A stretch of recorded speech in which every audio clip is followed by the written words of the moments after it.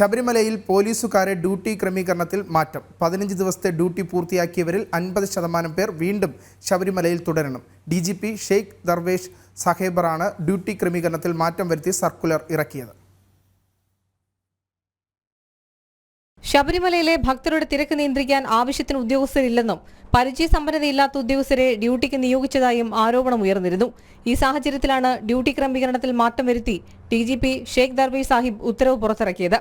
15 ദിവസത്തെ ഡ്യൂട്ടി പൂർത്തിയാക്കിയവരിൽ 50% പേർ വീണ്ടും ശബരിമലയിൽ തുടരണമെന്നാണ് ഉത്തരവ്.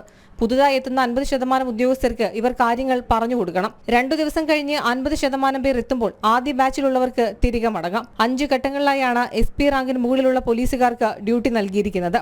6 ഘട്ടങ്ങളിലായാണ് ഇതിന് താഴെയുള്ളവർക്ക് ഡ്യൂട്ടി. നവകേരള സദസ്സ് നടക്കുന്നതിനാൽ ഇത്തവണ ശബരിമലയിൽ പോലീസുകാരുടെ എണ്ണം കുറവാണെന്ന ആക്ഷേപം നിലനിൽക്കുന്നുണ്ട്. ഈ ആരോപണങ്ങൾക്ക് കൃത്യമായ മറുപടി നൽകാൻ ഇതുവരെ ആഭ്യന്തര വകുപ്പിനായിട്ടില്ല. ജനം, തിരുവനന്തപുരം.